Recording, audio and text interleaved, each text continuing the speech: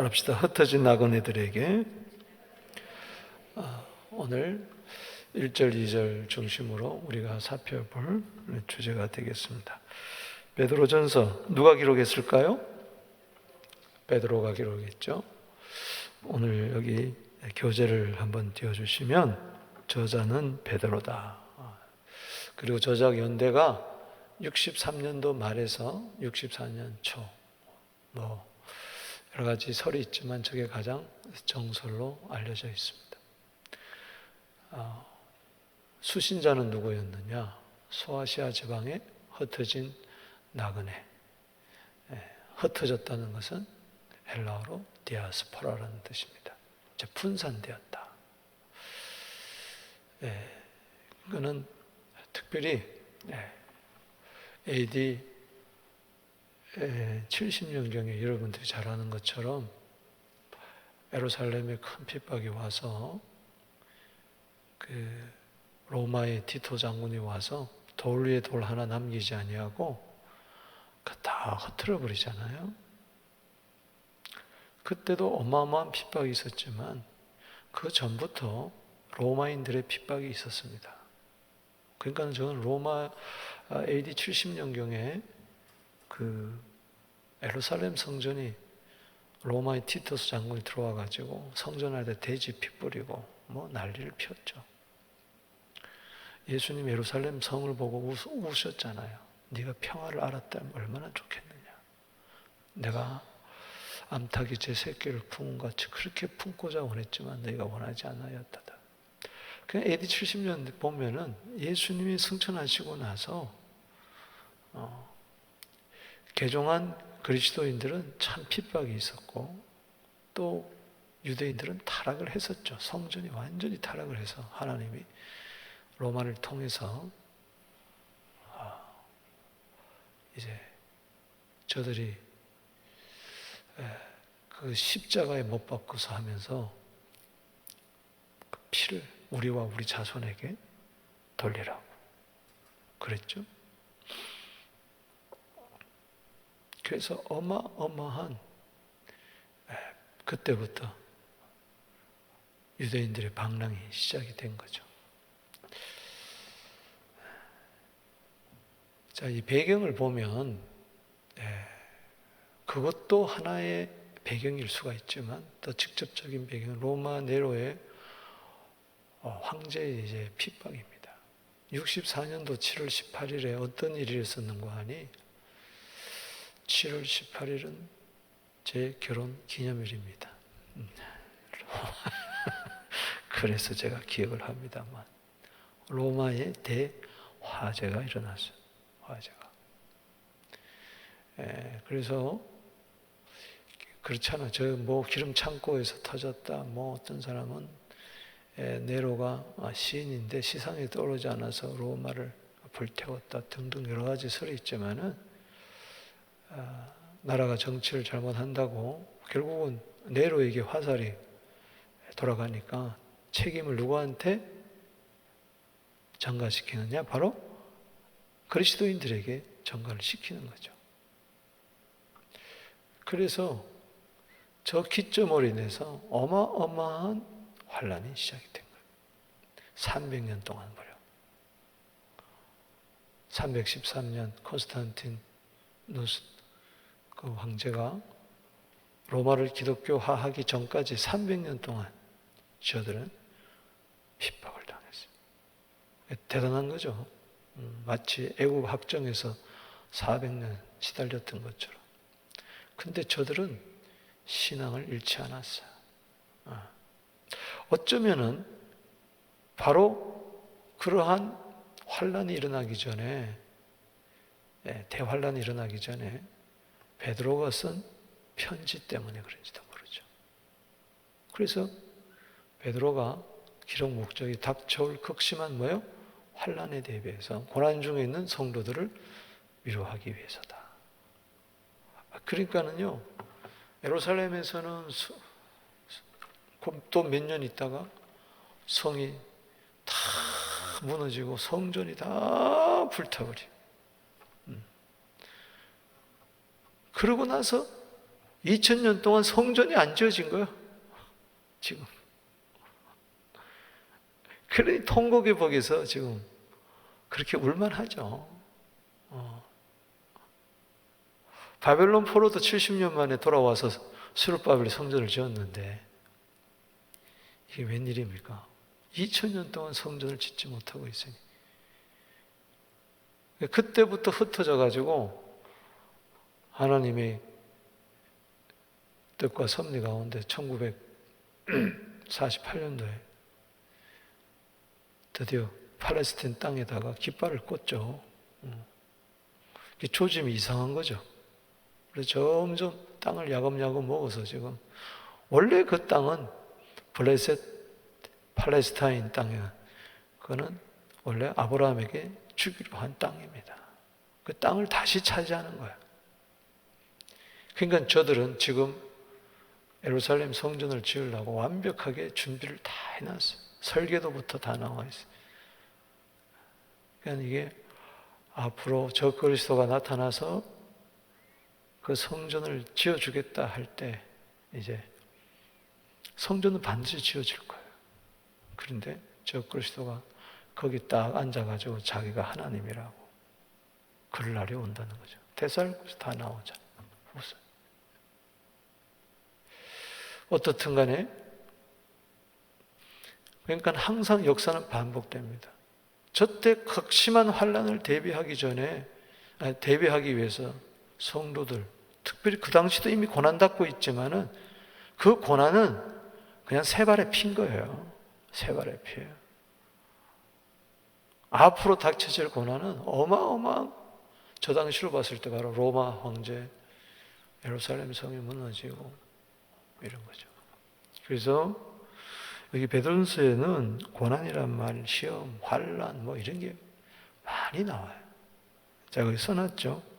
1장 6절에 거기 여러 가지 시험으로 잠깐 근심하게 할 수는 오히려 크게 바라. 따라합시다. 시험. 2장에 들어가니까 부당하게 고난을 받아도 하나님을 생각함으로 슬픔은 참으면 아름답다. 3장에 들어와서 14절에 의를 위하여 고난을 받으면 복이 있다. 그러니까는 고난이 올 때마다 저런 말씀들을 이제 마음판에 새기면서 극복해 나가고 믿음을 지키라는 거죠. 뭐 제가 간추려서 저렇게 기록을 했습니다만 특별히 4장에 가서는 집중적으로 고난에 대해서 많이 나옵니다. 4장 12절에 너희를 연단하려고 오는 불시험을 이상한 것으로, 이상일 당한 것처럼, 제가 줄여서 썼지만은 이상히 여기지 마라. 이상한 일 당한 것처럼 이상히 여기지 마라. 당연하게 받아들여라. 여러분 개인이나 가정이나 교회나 사회나 이런 코로나 올 때 이상하네 그러지 말라는 거예요. 당연히 받아들이라. 앞으로는 이보다도 더 큰 일이 벌어질 거니까 그때 가서 놀래 자빠지지 말고 세상은 환란의 세상이다. 당연한 것으로 받아들여야, 이상한 것으로 받아들이지 말게 되기를 바랍니다. 이런 일 저런 일 당할 수 있어요. 이런저런 어려움 당할 수 있어요. 예기치 못한 고난을 당할 수 있어요. 당연하게 받아들여야 돼요. 여러분, 의인에게 햇빛 주시고 악인에게 햇빛 주시고 의인에게 빛을 주시고 악인에게 빛을 주는 것처럼 악인에게 환란이 있고 의인에게도 환란이 있는 법이에요. 악인에게도 고통이 있고 의인에게도 고통이 있는 거예요. 그러나 다루는 방법이 다르죠. 악인은 햇빛과 비를 줘도 감사할 줄 모르고, 악인은 고통과 환란과 어려움에 오면 자포자기하고 절망하고 그러지만 우리는, 의인은 고난 가운데서도 기도하고 할렐루야, 오히려 더 믿음을 견고하게 되는 거죠. 똑같이 고난을 당하지만 다르다는 거죠. 5장에 와서 4장 더 보십시다. 4장에 더 보면은 16절에 시작, 그리스도인으로 고난을 받으면 부끄러워하지 말고 그 이름을 한 영광을 누려라. 19절에 시작, 하나님의 뜻대로 고난을 받는 자들은 창조주께 의탁할지어다. 여러분 힘으로는 못 이긴다.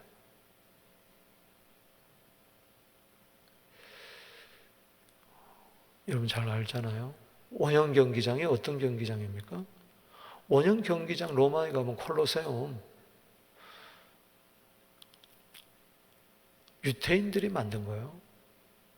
노예가 돼가지고 개같이 질질 끌려와가지고 팔레스틴 땅에서부터 끌려와가지고 그 전부 다 유태인들이 세운 거예요. 이스라엘 사람들이 세운 거라. 참 피눈물 나는 이야기죠. 얼마나 많은 유대인들이 죽은지 몰라요. 그 콜로세움 세우면서. 그리고 거기에 얼마나 많은 그리스도인들이 화형을 당하고 짐승의 먹이가 되고 굶주린 사자에게 먹이가 되고 예수 믿는다고 로마의 거리를 그리스도인들이 머리를 잘라가지고 장대에다가 박아가지고 기름을 붙여가지고 머리털에다 기름을 붙여가지고 밤새워 태웠다는 거 아닙니까? 그래서 로마 거리를 밝혔다는 거 아닙니까? 이 마스크 끼는 건 아무것도 아니라니까. 그때 어떻게 할 거냐? 근데 그것을 잠깐 고난당한 너희들이라. 그러니까는 영원한 세계를 기억해야 돼. 할렐루야. 이 세상 잠깐입니다. 100년 잠깐 지나가는 거예요. 잠깐. 여러분, 김영석 교수가 100세가 넘었잖아요. 그분이 100세 이야기 쓰면서 이런 이야기를 했어요. 인생 50대, 60대 가봐야 모른다는 거예요. 뭐 빠르다, 뭐다, 뭐. 요즘 나이가 들어서 뭐 그런 소리 하지 말라는 거예요. 여기 70대 분 없는데 70대가 되면 해마다 달라지고 80대가 되면 달마다 달라지고 90대가 돼 보니 날마다 달라지더라는 거예요. 매일 다르다는 거예요. 몸이. 모든 것이.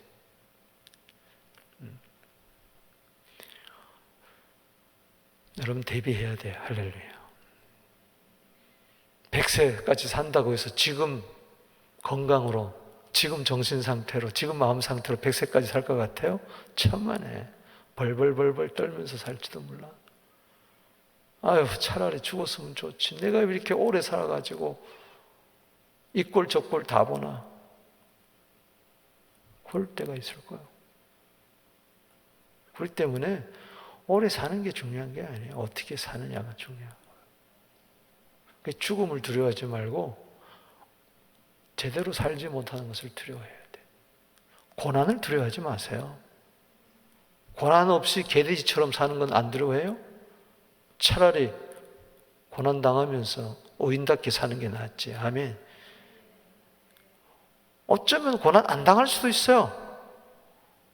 짐승에 표 맞고 우상에게 절하고 그럼 안 당할 수 있지. 적당하게 세상과 어울려 살면 고난 안 당할 수도 있죠. 앞으로는 코로나 바이러스 때문에 교회 문 닫는 게 아니라 신앙 박해 때문에 문 닫아. 예수 믿으면 너 직장에서 쫓겨난다. 다른 이유가 아니라 단지 그 이유예요. 예수 믿으면은 학교 못 다닌다. 예수 믿으면은 교회 문 다 닫아버리는 거죠. 다 두드려. 뭐 부숴버리고 불태워버리고. 뭐 소련 보세요. 저 북한 보세요. 그런 일이 캐나다에 안 일어날이라고 누구 있었겠어요? 왜 우리라고 안 일어나요? 일어납니다, 앞으로. 초심이 이상한 거죠.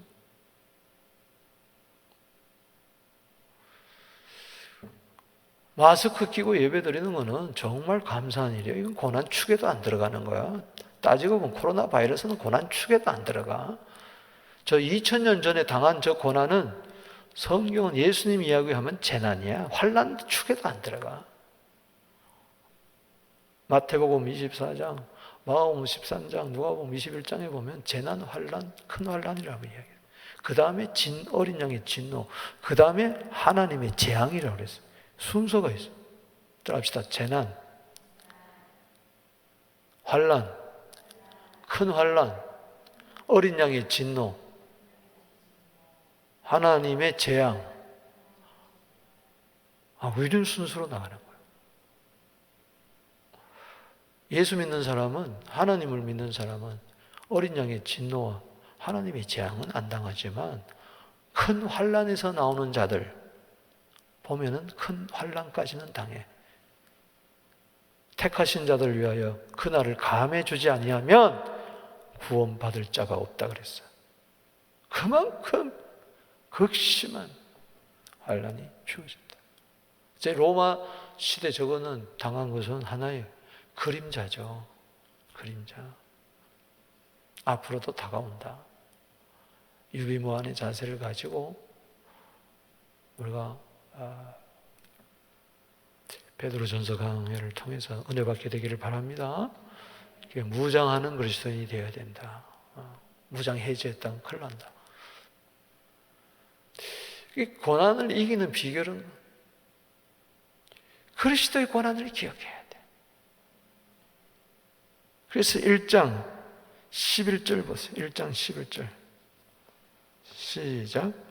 자기 속에 계신 그리스도의 영이 그 받으실 고난과 후에 받으실 영광을 미리 정한 누구도 또는 떨지 않아. 여러분, 예수님도 고난 받으셨습니다. 아멘. 나만 왜 이런 고난을 당하냐 그러지 마세요. 예수님 이미 당했어요. 예수님 고난에 비하면 아무것도 아니죠. 예수님은 죄값을 지셨는데 죄를 알지도 못하는 자가 고린도후서 5장 21절에 인류의 죄를 뒤집어 썼는데 2장 21절에 보니까 이를 위하여 너희가 부르심을 받았으니 그리스도도 너희를 위하여 뭐요? 고난을 받았어. 너희에게 본을 끼쳐 그 자취를 따라오게 하려 하십니다. 3장 18절에 그리스도께서 단번에 뭐요? 죄를 위하여 죽어서 의인으로서 불의한 자를 대신하셨어요. 이거야말로 고난이 아니던가. 이거 기억해라. 4장 1절에 그리스도께서 이미 육체의 고난을 받으셨다. 너희도 육체적으로 힘드냐? 예수님도 마음이 민망하고 심히 슬퍼할 뿐만 아니라 엘리 엘리 라마 사박다니 할 뿐만 아니라 육체적으로 고난을 받았다. 실제적으로 채찍당하시고 양말과 양손에 못 당하시고 침뱉음 당하시고 조소와 멸시당하시고 옷 홀라당 벗기시고 주먹으로 맞고 손바닥으로 때리고 난리를 피웠잖아요. 그러고 생각해라. 주님이 앞서 고난을 당하신 거죠. 아멘. 13절에 오히려 너희가 그리스도의 고난에 참여한 것으로 즐거워해라. 내 당하는 모든 고난은 우리는 그리스도의 몸이기 때문에 그리스도의 고난에 참여하는 거예요. 그것은 반드시 영광이 될 줄로 믿습니다. 5장 1절에 너희 중 장로의 고난이 나는 함께 장로된 자요 그리스도의 고난에 뭐요? 증인이요. 베드로는 3년 동안 예수님 따라다니고 십자가를 겪고 부활을 겪고 다 봤기 때문에 고난의 증인이다. 여러분도 고난의 증인들이 되기를 바랍니다. 그리스도께서 이렇게 고난 당하셨다고 이야기해 줄 수 있는 십자가를 전할 수 있는 고난의 증인. 그러니까는 예수 아니면은 그래서 예수님이 우리의 고난 당하신 것은 너희도 고난 당할 때 이겨라. 아멘. 십자가로 이겼다는 것은 바로 그 이야기죠. 우리도 고난이 올 때 이길 수 있습니다. 할렐루야. 내 힘으로는 안 돼요. 세상 끝날까지 죽날까지 나와 함께 하시는 예수님이 계시기 때문에 이 말세는 고난의 신앙이 최고의 신앙이에요. 광야의 신앙이 최고의 신앙. 예수 때문에 잘 먹고 잘 살다는 생각은 아예 집어치워버려야 돼. 난 주를 위하여 죽겠습니다. 그 자가 이기는 거예요.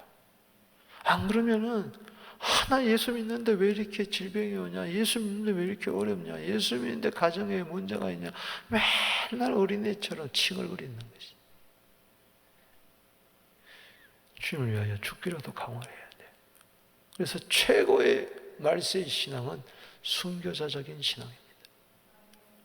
그래서 베드로도 이 베드로전서 후서 쓰고 거꾸로 네로 황제 때 죽은 거예요. 너무 힘들어가지고 도망가다가 주님이 딱 나타나서 도망가는 길목에 서서 주님 어디로 가십니까? 꼬바디스 도미네. 주님 어디로 가십니까? 난 로마 교회 성도들 위해서 간다. 네가 버린 로마 교회 성도를 위해서 간다. 그래서 다시 로마로 기어 들어가서 장렬하게 성도들과 함께 순교하는 거죠. 예수님이 네가 젊어서는 스스로 원해서 뛰뛰고 다녔지만 늙어서는 남이 너를 원치 않는 곳으로 데려가리라. 바로 그 죽음. 누가 원하겠습니까? 고난을. 힘들고 어렵죠. 그러나 그리스도를 위하여 받는 능력을 잠시 죄악의 낙을 누른 것보다도 더 큰 상급으로 여기는 것이죠. 로마서 8장 18절에 생각을 해보라는 거죠. 현재 권하는 장차 나타날 영광과 뭐요? 척히 비교할 수 없다. 고난 없이는 영광도 없다. 잠시 당하는 고난 때문에 영원한 영광을 버리지 마라. 아멘이십니까? 우리가 신명기 강의할 때 배웠죠. 하나님과 견줄 게 없잖아요. 돈 몇 푼에 하나님을 견주겠느냐. 온 세상을 준다 그래도. 아니 실제로 생각해 보세요. 장로님 현민이하고 바꾸겠어요? 세상 돈 1,000만 불하고? 바꿔요 안 바꿔요? 고개를 안 하잖아. 1,000만 불이 조금 적은가 본데 1조 불 줄게. 1조 원. 100조, 1,000조. 아니 카나다 주께 전체. 그러면 박명실 권사님 못 바꿔요. 어떻게 바꿔? 아니, 실제적으로 한번 생각해 보자고. 자식도 돈 1,000만 불에 못 바꾸겠다는데 1,000만 불하고 예수하고 쉽게 바꾸자. 아니 1,000만 불이 뭐야? 돈 몇백 불에 바꾸지. 1,000불에 바꿔버리지. 그래가지고는 안 된다. 그래서 빨리빨리 순교자적인 신앙을 가져야 된다. 예수 한 분으로 만족해야 된다. A.W. 토저처럼 말처럼 그리스도 십자가에다가 물감 뿌리지 말라는 거예요. 덧칠하지 말라는 거야. 그냥 십자가는 충분해. 할렐루야. 십자가면 됐지. 뭐 거기서 자꾸 장식품을 달라고 그래? 로마서 14장 7절 8절에 우리 중에 누구든지 자기를 위하여 사는 자도 없고 자기를 위하여 죽는 자도 없나니 우리가 살아도 주를 위하여 살고 죽어도 주를 위하여 죽나니 사나 죽어나 주의 것이로다. 그게 행복한 거예요. 아내의 행복은 어디 있습니까? 남편을 바라보고 나는 당신밖에 없습니다. 이게 아내의 행복이에요. 남편의 행복은 어디 있습니까? 아내를 바라보며 나는 당신뿐입니다. 목에 칼이 들어와도 당신뿐입니다. 그리스도인의 행복은 어디 있습니까? 내겐 주밖에 없습니다. 하늘을 봐도 땅을 봐도 난 주밖에 없습니다. 그 외에는 내 눈에 안 들어오는 거예요. 못 바꾸는 거예요. 이 시편 73편 25절에 마태복음 17장 8절에 그게 절대적이 되어야지 상대적이 돼서는 안 된다.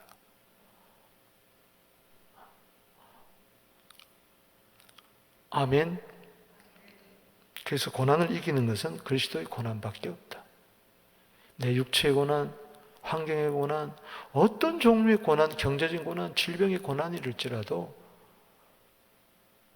예수님 고난 생각하면 이긴다. 오늘 두 가지 생각을 해볼 텐데, 그래서 베드로전서에서 고난을 이기려면 내가 누구인가를 알아. 자기에 대한 확신이 있으면 이겨요. 애매모호하면 이것도 아니고 저것도 아니면 못 이겨요. 내가 누구인가를 확실히 알아야 돼. 아멘. 그래서 너 누구냐 알려주는 거죠. 1절에 읽어보겠습니다. 시작. 1절 시작. 예수 그리스도의 사도 베드로는 본도, 갈라디아와 갑바도기아와 아시아와 비두나에 흩어진 나그네. 그랬죠? 예수 그리스도의 사도 베드로는 그랬어요. 특별히 갈라디아서 2장 8절에 보면 베드로는 자기를 가리켜서 할례자의 사도, 이방인의 사도 이렇게 이제 이야기를 하고 있어요. 자, 예수 그리스도의 사도 베드로는 원래 그 이름은 시몬이었죠. 요한복음 1장 42절에 장차 개바가 되리라. 번역한즉 베드로라, 반석이라. 갈대에서 반석이 됐죠. 갈대 같은 자가 이제는 뭐요? 반석 같은 자가 되었어요. 그가 뭐 대단해서가 아니고 오순절날 성령 받고 그의 신앙 고백 때문에 그렇게 된 거죠. 주는 그리스도시요 살아계신 하나님의 아들이라. 내 반석 위에, 네 신앙 고백 위에 그 반석은 예수님이죠. 할렐루야. 이 본도, 갈라디아, 갑바도기아, 아시아, 비두니아 이게 바로 지금의 터키 지역이 소아시아. 터키 가면 이런 곳이 있는 것이죠. 따라합시다. 흩어진 나그네. 그러니까 수신자가 바로 누구죠? 흩어진 나그네. 여기 흩어졌다는 이야기가 바로 헬라어로 디아스포라. 따라합시다. 디아스포라. 디아스포라는 일반 사람들도 많이, 일반 문헌에도 책에도 많이 나온 겁니다. 예를 들어서 분산되었다. 이상 가족이다. 디아스포라 가족이다. 이민자들, 디아스포라들. 그렇게들 이야기를 하죠. 흩어져서 이렇게 뿌려버렸다는 거예요. 디아라는 것은 나누다는 것인데, 스캐터 이렇게 뿌려버려. 이게 여기서 나온 단어가 스프레이드, 스팸 이렇게 확 이렇게 이제 뿌리는 거. 그래서 우리는 흩어진 씨앗이다. 여기서 나오는 말인데, 따라합시다. 디아스포라. 팔레스타인 땅을 떠나가지고 따지고 보면은 바벨론 유수 기간 동안에 그 사람들도 뭐요? 디아스포라였죠. 사방으로 흩어진 유대인들.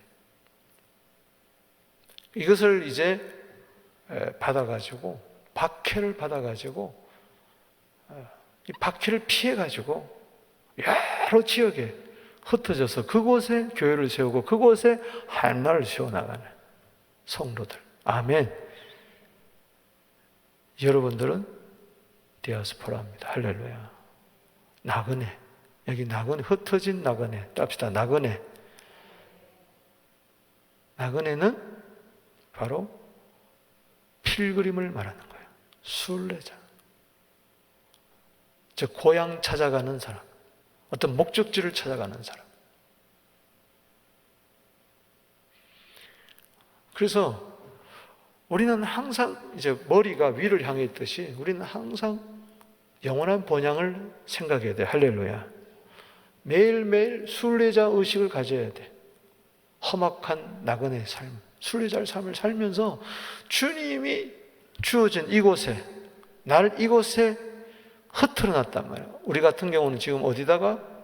이 캐나다 땅에다가, 이 미사가에다가, 토론토에다가 흩어져 놨다는 거죠.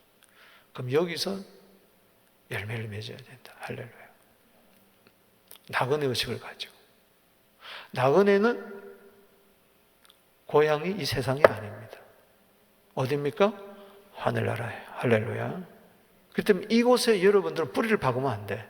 여기서 천년 만년 살 것처럼 뿌리 박으면 안 된다고. 우리의 영원한 본향에다가 뿌리를 박아야 될 줄로 믿습니다. 그래서 보물을 하늘에 쌓아야지 이 땅에 쌓으면 안 된다. 저 흩어졌다는 말이 사도행전 8장 1절에도 나와요.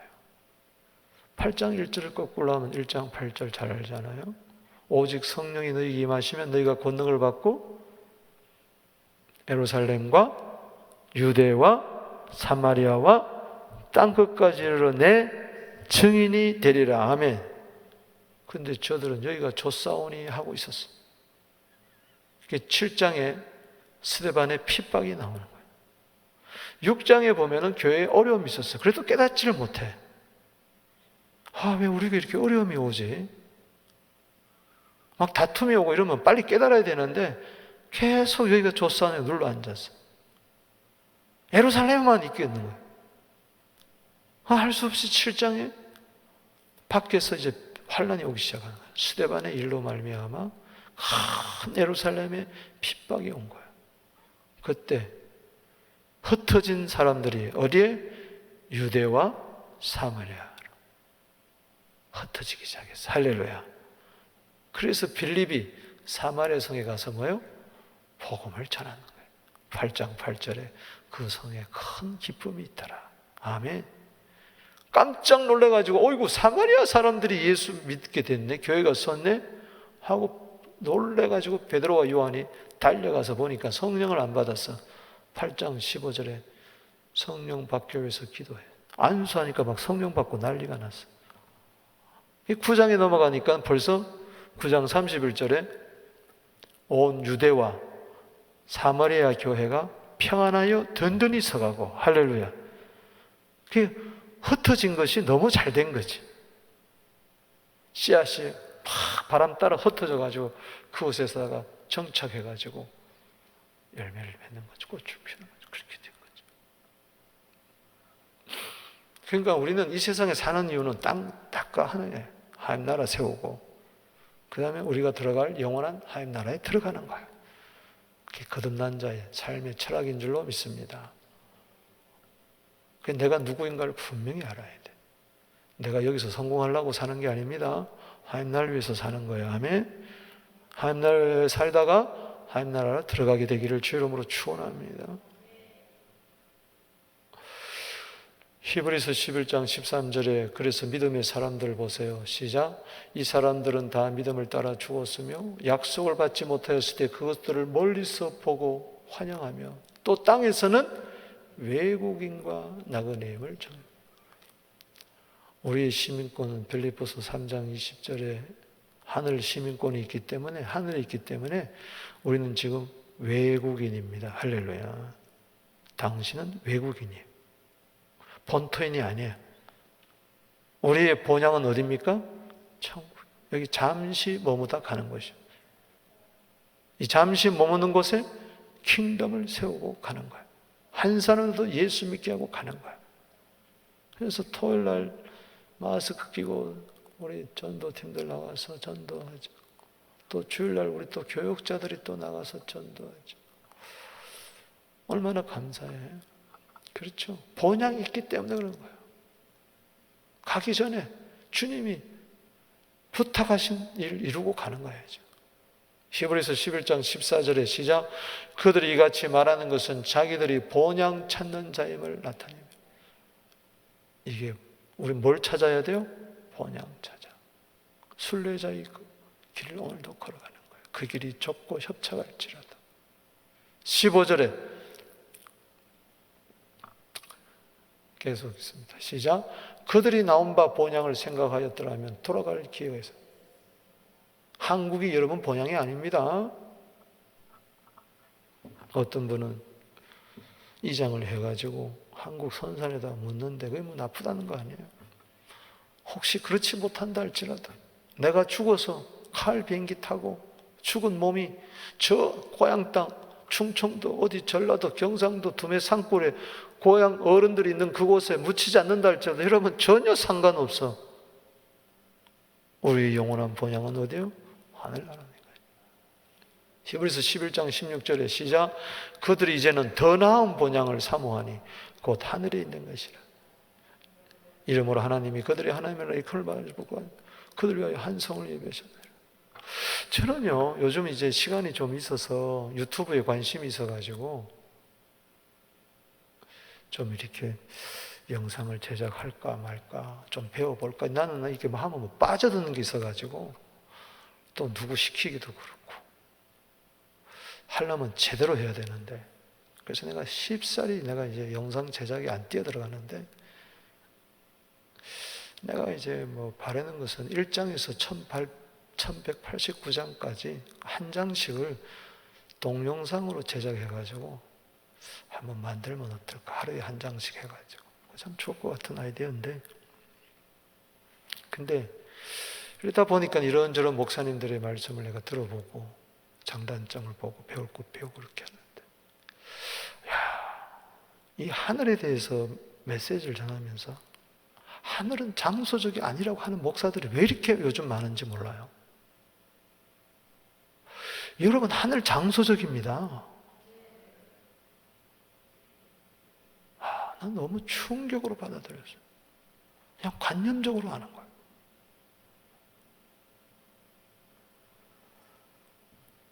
The Lord is there입니다. 할렐루야. 여호와 산만을 왜 부정합니까?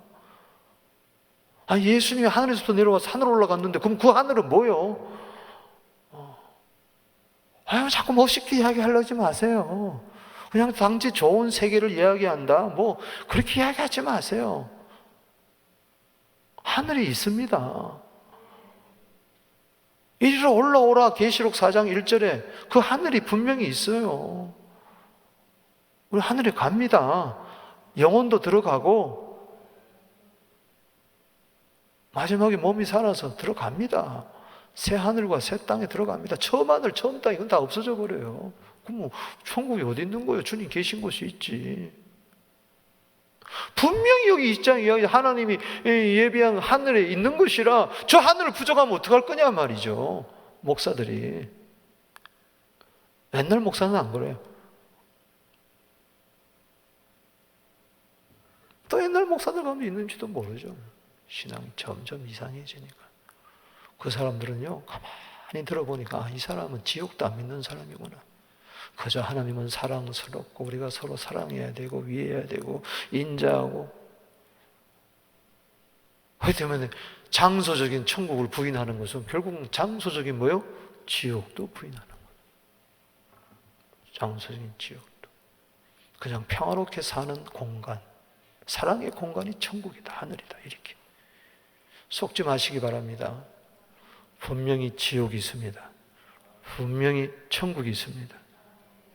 이걸 그냥 적당하게 상징적으로 그냥 지옥은 고통스러운 곳이다, 미움이 지옥이다, 뭐 이런 식으로 해석하면 안 된다는 이야기.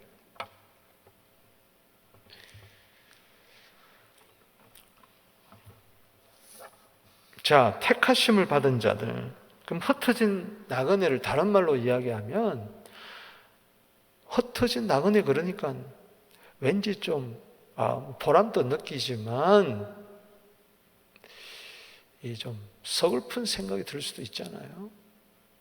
그러나 이게 얼마나 영광스러운 자인 것을 이야기하는 거죠. 2절 말씀 읽어보십시다. 시작.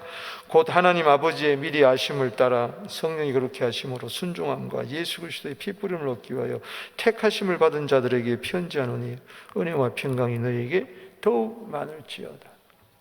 여기 택하심을 받았다는 것은 1절에 있습니다.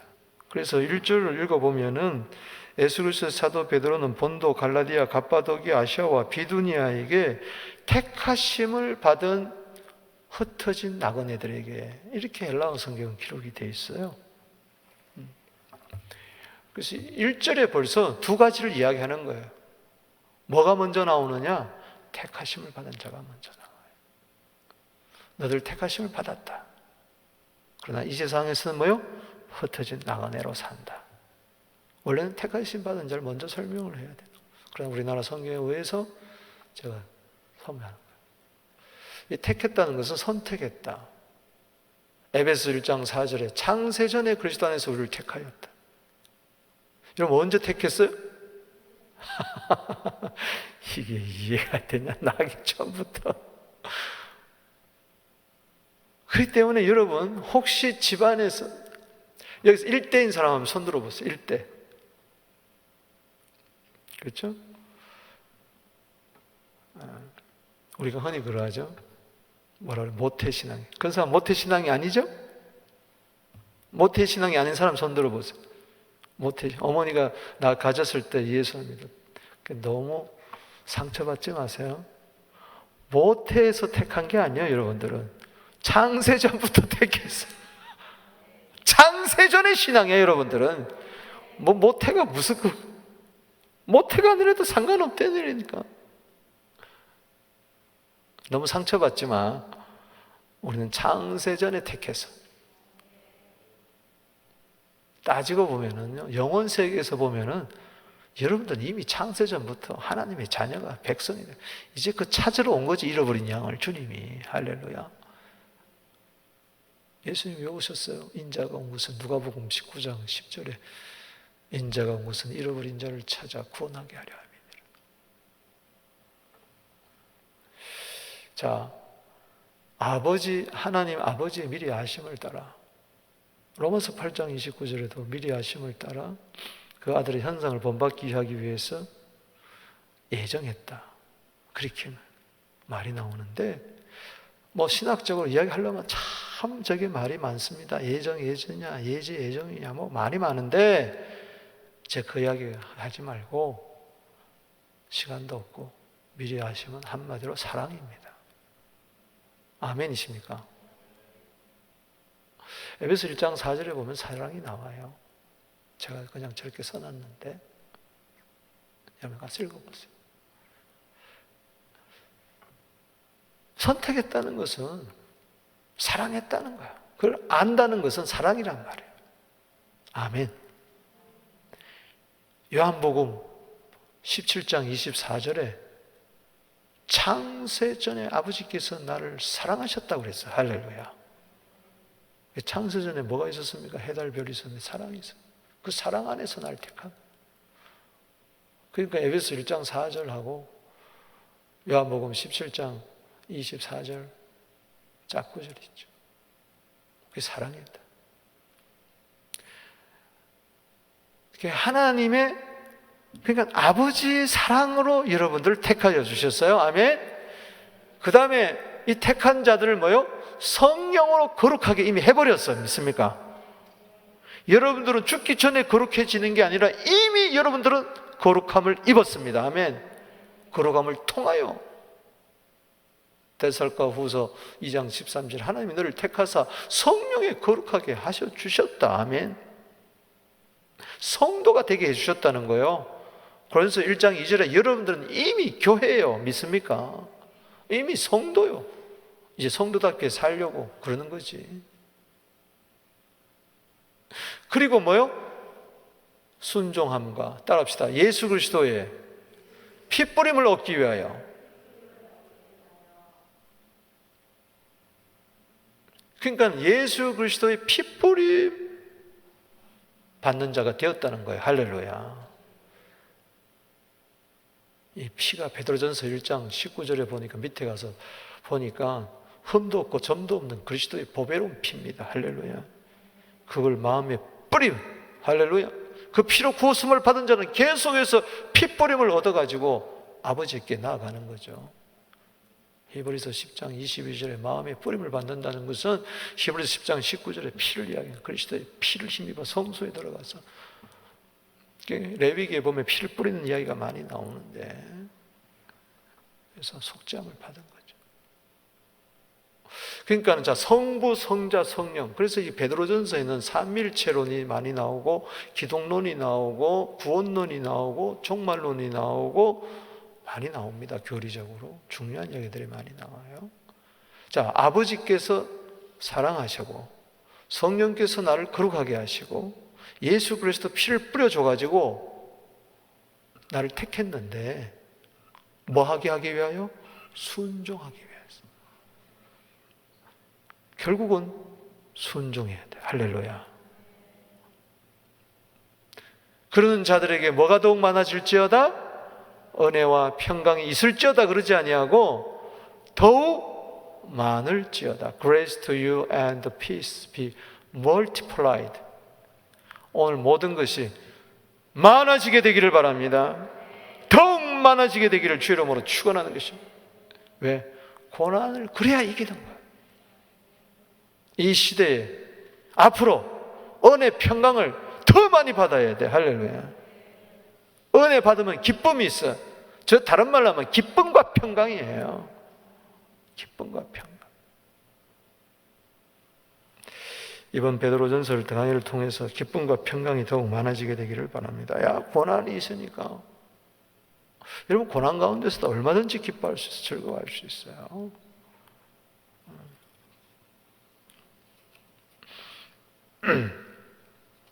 말씀을 맺으면서 적용의 질문 삼아봅니다. 순례자의 삶은 어떻게 됩니까? 순례자, 저 천국을 소망을 하고, 그래서 이제 다음 주에 산소망, 따라합시다. 산소망. 그래서 이제 베드로전서는 소망장이라, 소망이라고 이야기합니다. 주제를 소망. 그 가운데 있는 기쁨, 영광 이런 것들이 막 나와요. 고난만 있는 게 아니에요. 고난이 많을수록 또 위로도 넘치고 감사도 넘치고 기쁨도 넘치고 소망도 넘치고, 아멘. 천국의 위로와 소망이 넘치고, 특별히 순례자로서 천국만 바라보고 한 걸음 한 걸음 가는 게 아니라, 죽을 날만 기다리는 게 아니라 흩어진 디아스포라로서 어떻게 살아야 됩니까? 죽어야 돼, 그냥. 아멘. 죽지 아니하면 열매를 못 맺는다니까. 흩어진 씨앗으로서 요한복음 12장 24절에 죽어버려야 돼. 죽으면 깨끗이 끝나는 거예요. 따라서 죽자. 날마다 죽자. 그러면 열매 맺는 거예요. 아멘. 내가 죽어야 주님이 살아 역사할 거 아니에요. 내게 사는 것이 그리스도니 죽는 것도 유익함이라. 택함 받은 자의 삶은 한마디로 순종입니다. 할렐루야. 아버지의 사랑 입었죠. 성도의 성령의 거룩하심을 입었죠. 예수의 피뿌림을 받았죠. 순종은 내 스스로 되는 게 아니에요. 아버지 사랑이 넘쳐나고 성령의 거룩함이 넘쳐나고 예수의 보혈의 역사가 넘쳐나게 될 때, 나는 택함 받았다는 이 은혜가 넘쳐날 때 저절로 순종하게 되는, 그래서 복을 받게 되는 은혜가 있게 되기를 주 이름으로 축복하는 것입니다. 기도하겠습니다. 하나님 아버지, 감사합니다. 오늘 베드로전서 1장 1절 2절을 통해서 내가 누구인가? 흩어진 나그네, 택함받은 자 흩어진 나그네로서 어떤 고난과 역경도 그리스도의 고난을 이겨버리고 소망을 가지고 저 천국을 사모하며 주어진 현실을 기쁨으로 감사함으로 받아들이며 기쁨과 평강, 은혜와 평강이 더욱 많아지고 순종의 복을 받아 누리게 하여 주시옵소서. 나 때문에 한 사람도 예수 믿는 역사가 있을지어다. 주여 도와주옵소서. 예수님의 이름으로 기도하옵나이다. 아멘. 우리 다 같이 일어나셔서 마지막 노래 부르겠습니다. 많은